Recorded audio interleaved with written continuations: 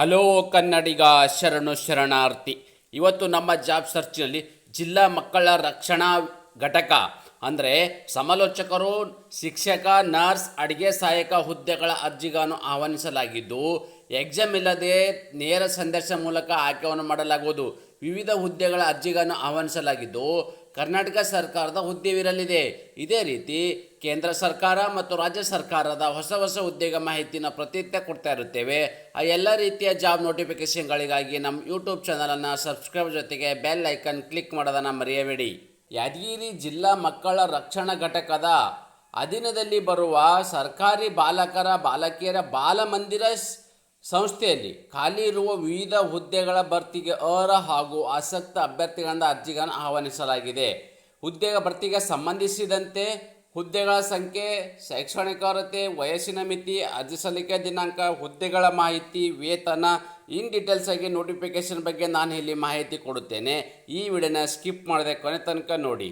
ಹುದ್ದೆಗಳ ಬಗ್ಗೆ ನಾವಿಲ್ಲಿ ಮಾಹಿತಿ ನೋಡೋದಾದರೆ, ಸರ್ಕಾರಿ ಬಾಲಕಿಯರ ಬಾಲಮಂದಿರ ಸಂಸ್ಥೆ ಇದರಲ್ಲಿ ಇರ್ತಕ್ಕಂಥದ್ದೇನು ಮಹಿಳೆಯರಿಗೆ ಇರ್ತಕ್ಕಂಥ ಹುದ್ದೆಗಳಿದು. ಓಕೆ, ಮಹಿಳೆಯರಿಗೆ ಮೀಸಲಿರುವ ಹುದ್ದೆಗಳು ಆಪ್ತ ಸಮಾಲೋಚಕರು, ಓಕೆ, ಮತ್ತು ಮಹಿಳೆ ಗೃಹ ಬಾಲಕಿ, ಮಹಿಳೆ ಸ್ಟಾಫ್ ನರ್ಸ್, ಮಹಿಳೆ ಕಲೆ ಮತ್ತು ಕ್ರಾಫ್ಟ್ ಹಾಗೂ ಸಂಗೀತ ಶಿಕ್ಷಕರು ಮತ್ತು ಶಿಕ್ಷಕ ಇಂಗ್ಲೀಷ್, ಗಣಿತ, ವಿಜ್ಞಾನ ಈ ಎಲ್ಲ ವಿಭಾಗದಲ್ಲಿ ಅಂದರೆ ಏನು ಸ್ಟಾಫ್ ನರ್ಸು, ಗೃಹ ಬಾಲಕಿ, ಕಲೆ ಮತ್ತು ಕ್ರಾಫ್ಟ್ ಹಾಗೂ ಸಂಗೀತ ಶಿಕ್ಷಕರು, ಶಿಕ್ಷಕ ಇಂಗ್ಲೀಷ ಮತ್ತು ಗಣಿತ, ವಿಜ್ಞಾನ ಈ ಥರದ ಒಂದು ಶಿಕ್ಷಕರು ಇರ್ತಕ್ಕಂಥ ಏನು ಹುದ್ದೆ ಇದ್ದಾವೆ, ಈ ಎಲ್ಲ ಹುದ್ದೆಗಳು ಇರ್ತಕ್ಕಂಥದ್ದು ಮಹಿಳೆಯರಿಗೆ ಮೀಸಲಿರುವ ಹುದ್ದೆಗಳಾಗಿರಲಿದೆ.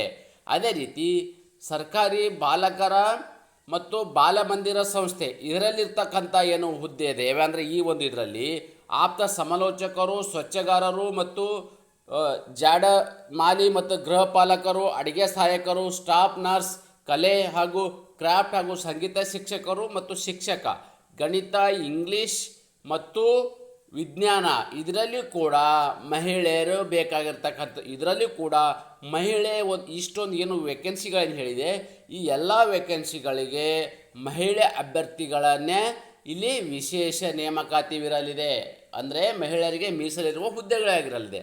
ಹಾಗಾದರೆ ಕರ್ತವ್ಯ ಸ್ಥಳ ನೋಡಿದ್ರೆ ಹುದ್ದೆಗೆ ಆಯ್ಕೆಯಾದ ಅಭ್ಯರ್ಥಿಗಳು ಯಾದಗಿರಿ ಜಿಲ್ಲೆಯಲ್ಲೇ ಕೆಲಸವನ್ನು ನಿರ್ವಹಿಸಬೇಕಾಗ್ತಕ್ಕಂಥದ್ದು.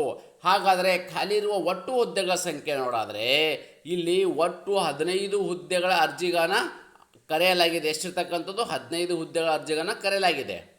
ಹಾಗಾದರೆ ಈ ಒಂದು ಅಪ್ಲಿಕೇಶನ್ ಹಾಕೋ ಬಯಸುವ ಅಭ್ಯರ್ಥಿಗಳು ಯಾವೆಲ್ಲ ಒಂದು ಕ್ವಾಲಿಫಿಕೇಷನ್ ಆಗಿರಬೇಕು ಅಂತ ನೋಡೋದಾದರೆ, ಆಪ್ತ ಸಮಾಲೋಚಕರು ಇರ್ತಕ್ಕಂಥದ್ದು ಸೋಷಿಯಲ್ ವರ್ಕ್, ಸೋಷಿಯಾಲಜಿ ಮತ್ತು ಸೈಕಾಲಜಿ, ಪಬ್ಲಿಕ್ ಹೆಲ್ತ್, ಕೌನ್ಸಿಲಿಂಗ್ನಲ್ಲಿ ಪದವಿ ಅಥವಾ MA ಮತ್ತು MSc ಮತ್ತು ಮನೋವಿಜ್ಞಾನವನ್ನು ಕ್ವಾಲಿಫೈ ಆಗಿರ್ತಕ್ಕಂಥ ಅಭ್ಯರ್ಥಿ ಅರ್ಜಿಗಳನ್ನು ಸಲ್ಲಿಸಬಹುದಾಗಿದೆ. ಗೃಹ ಪಾಲಕಿ ಇರ್ತಕ್ಕಂಥ ಏನು ಹುದ್ದೆಗೆ ಸಂಬಂಧಪಟ್ಟವರು PUC ಉತ್ತೀರ್ಣ ಮತ್ತು D.Ed ಹೊಂದಿರತಕ್ಕಂಥ ಅಭ್ಯರ್ಥಿಗಳು ಅರ್ಜಿಗಳನ್ನು ಸಲ್ಲಿಸಬಹುದಾಗಿದೆ. ಸ್ಟಾಫ್ ನರ್ಸ್ ಹುದ್ದೆಗೆ ಸಂಬಂಧಪಟ್ಟ ಅಭ್ಯರ್ಥಿಗಳು GNM ಮತ್ತು BSc ನರ್ಸಿಂಗನ್ನು ಹೊಂದಿರತಕ್ಕಂಥ ಅಭ್ಯರ್ಥಿಗಳು ಅರ್ಜಿಯನ್ನು ಸಲ್ಲಿಸಬಹುದಾಗಿದೆ.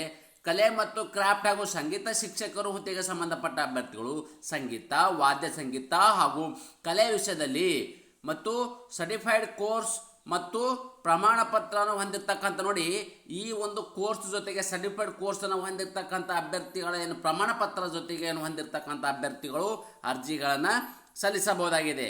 ಅದೇ ರೀತಿ ಶಿಕ್ಷಕರು ನೋಡೋದಾದರೆ ಇಂಗ್ಲೀಷ್, ಗಣಿತ ಮತ್ತು ವಿಜ್ಞಾನದಲ್ಲಿ BA ಮತ್ತು B.Ed ಪದವಿ ಮತ್ತು BSc ಮತ್ತು B.Ed ಪದವಿಯನ್ನು ಮುಗಿಸಿರ್ತಕ್ಕಂಥ ಅಭ್ಯರ್ಥಿಗಳು ಅರ್ಜಿಗಳನ್ನು ಸಲ್ಲಿಸಬಹುದಾಗಿದೆ. ಅದೇ ರೀತಿ ಸ್ವಚ್ಛಗಾರರು ಮತ್ತು ಜಾಡವಾಲಿ ಮತ್ತು ಅಡುಗೆ ಸಹಾಯಕರ ಹುದ್ದೆಗೆ ಸಂಬಂಧಪಟ್ಟ ಅಭ್ಯರ್ಥಿಗಳು SLCಯನ್ನು ಪಾಸ್ ಆಗಿರ್ತಕ್ಕಂಥ ಅಭ್ಯರ್ಥಿಗಳು ಅರ್ಜಿಗಳನ್ನು ಸಲ್ಲಿಸಬಹುದಾಗಿದೆ. ಅನುಭವ ಬಗ್ಗೆ ಮಾಹಿತಿ ನಾವಿಲ್ಲಿ ನೋಡೋದಾದರೆ ಅಭ್ಯರ್ಥಿಗಳು ಹುದ್ದೆಗೆ ನಿಗದಿಪಡಿಸಿದ ಅನುಭವವನ್ನು ಹೊಂದಿರತಕ್ಕಂಥದ್ದು. ವಯಸ್ಸಿನ ಮಿತಿ ಅಭ್ಯರ್ಥಿಗಳು ಕನಿಷ್ಠ ಇಲ್ಲಿ 25 ವರ್ಷ, ಮ್ಯಾಕ್ಸಿಮಮ್ ಅಂದರೆ ಇಲ್ಲಿ ಗರಿಷ್ಠ 40 ವರ್ಷದ ಒಳಗಡೆ ಇರ್ತಕ್ಕಂಥ ಅಭ್ಯರ್ಥಿಗಳು ಈ ಅರ್ಜಿಗಳನ್ನು ಸಲ್ಲಿಸಬಹುದಾಗಿದೆ. ಆಯ್ಕೆ ವಿಧಾನ ಹೇಗೆ ಮಾಡ್ತಾರಪ್ಪ ಅಂದರೆ, ಕಂಪ್ಯೂಟರ್ ಜ್ಞಾನ ಬಗ್ಗೆ ಖಾತ್ರಿ ಪಡಿಸಿಕೊಂಡು ಕೌಶಲ್ಯ ಪರೀಕ್ಷೆ ನಡೆಸಿ ಸಂದರ್ಶನ ಮೂಲಕ ಆಯ್ಕೆಯನ್ನು ಮಾಡಲಾಗುವುದು. ಮೊದಲನೇದಾಗಿ ಏನು ಮಾಡ್ತಾರೆ, ಕಂಪ್ಯೂಟರ್ ಜ್ಞಾನದ ಬಗ್ಗೆ ಅಂದರೆ ನಿಮಗೆ ಕಂಪ್ಯೂಟರ್ ಸ್ಕಿಲ್ ಬಗ್ಗೆಯನ್ನು ಏನು ಸ್ಕಿಲ್ ಇದೆ ಆ ಸ್ಕಿಲ್ ಬಗ್ಗೆ ಒಂದು ಪ್ರಾಕ್ಟಿಕಲ್ ಅಂದರೆ ಅದನ್ನು ಖಾತ್ರಿಪಡಿಸ್ತಾರೆ. ಇದಾದ ನಂತರ ಕೌಶಲ್ಯ ಅಂದರೆ ನಿಮಗೆ ಇಲ್ಲಿ ಇಂಟ್ರೋನ ನಡೆಸಲಾಗುವುದು. ಆಮೇಲೆ ಕೌಶಲ್ಯ ಅಂದರೆ ಯಾವುದರಲ್ಲಿ ಸ್ಕಿಲ್ಲನ್ನು ಹೇಗೆ ಹೊಂದಿದ್ದೀರಿ ಅಂತ ಹೇಳ್ಬಿಟ್ಟು ಸಂದೇಶ ನಡೆಸಿ ಪರೀಕ್ಷೆ ಇಲ್ಲದೆ ನೇರ ನೇಮಕಾತಿ ಆಗಲಿದೆ. ಹಾಗಾದರೆ ಅರ್ಜಿಗಳನ್ನು ಹೇಗೆ ಸಲ್ಲಿಸಬೇಕಪ್ಪ ಅಂತಂದರೆ ಅಭ್ಯರ್ಥಿಯು ಈ ಹುದ್ದೆಗೆ ಆಫ್ಲೈನ್ ಮೂಲಕ ಅರ್ಜಿಗಳನ್ನು ಸಲ್ಲಿಸಬೇಕು. ಈ ಆಫ್ಲೈನ್ ಮೂಲಕ ಅರ್ಜಿ ಸಲ್ಲಿಸಬೇಕಾದ್ರೆ ಅಪ್ಲಿಕೇಶನ್ ಫಾರ್ಮ್ಯಾಟ್ ಇದೆ. ಆ ಒಂದು ಅಪ್ಲಿಕೇಶನ್ ಫಾರ್ಮ್ಯಾಟನ್ನು ನಾನು ಟೆಲಿಗ್ರಾಮಲ್ಲಿ ಕೊಟ್ಟಿರ್ತೀನಿ. ಅಪ್ಲಿಕೇಶನ್ನ ಡೌನ್ಲೋಡ್ ಮಾಡಿಕೊಂಡು ಸರಿಯಾದ ರೀತಿಯಲ್ಲಿ ಫಿಲ್ ಮಾಡಿ ಒಂದು ಅಡ್ರೆಸ್ ಕೂಡ ಹೇಳ್ತೀನಿ. ಆ ಒಂದು ಅಡ್ರೆಸ್ಗೆ ತಮ್ಮ ಅಪ್ಲಿಕೇಶನ್ನ ಕಳಿಸಿ ಕೊಡ್ತಕ್ಕಂಥದ್ದು. ತಾಗಳು ಗಮನಿಸಬಹುದು, ಅರ್ಜಿ ಸಲ್ಲಿಸುವ ವಿಳಾಸ ಇದಾಗಿರಲಿದೆ. ತಗೊಳ್ಳಿ ನೋಡಿ, ಇಲ್ಲಿ ಜಿಲ್ಲಾ ಮಕ್ಕಳ ರಕ್ಷಣಾ ಅಧಿಕಾರಿಗಳ ಕಚೇರಿ, ಜಿಲ್ಲಾ ಮಕ್ಕಳ ರಕ್ಷಣಾ ಘಟಕ, ಜಿಲ್ಲಾ ಆಡಳಿತ ಭವನ ಸಂಕೀರ್ಣ, ಕೋಣೆ ಸಂಖ್ಯೆ C17, 1ನೇ ಮಹಡಿ, ಚಿತ್ತಾಪುರ ರಸ್ತೆ, ಯಾದಗಿರಿ. ಈ ಒಂದು ಅಡ್ರೆಸ್ಸಿಗೆ ತಮ್ಮ ಅಪ್ಲಿಕೇಶನನ್ನು ಕಳಿಸ್ಕೊಡ್ತಕ್ಕಂಥದ್ದು. ಅದೇ ರೀತಿ ಅರ್ಜಿ ಶುಲ್ಕ ಬಗ್ಗೆ ನಾವು ಇಲ್ಲಿ ಮಾಹಿತಿ ನೋಡಿದ್ರೆ ಅಭ್ಯರ್ಥಿಗಳು 100 ರೂಪಾಯಿ ಡಿಡಿಯನ್ನು ಜಿಲ್ಲಾ ಮಕ್ಕಳ ರಕ್ಷಣಾಧಿಕಾರಿಗಳು, ಜಿಲ್ಲಾ ಮಕ್ಕಳ ಘಟಕ ಮತ್ತು ಯಾದಗಿರಿ ಇವರ ಹೆಸರಲ್ಲಿ ತೆಗೆದು ಅರ್ಜಿಗಳೊಂದಿಗೆ ಲಗತ್ತಿಸಿ ಸಲ್ಲಿಸಬೇಕಂಥದ್ದು.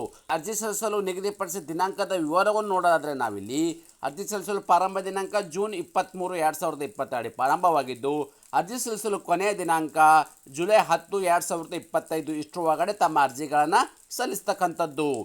ಈ ವಿಡಿಯೋನ ಕೊನೆ ತನಕ ನೋಡಿದ್ದಕ್ಕಾಗಿ ಧನ್ಯವಾದಗಳು. ನ್ಯೂ ಜಾಬ್ ಕನ್ನಡ ತಪ್ಪದೆ ಒಂದು ಲೈಕ್ ಕೊಡಿ.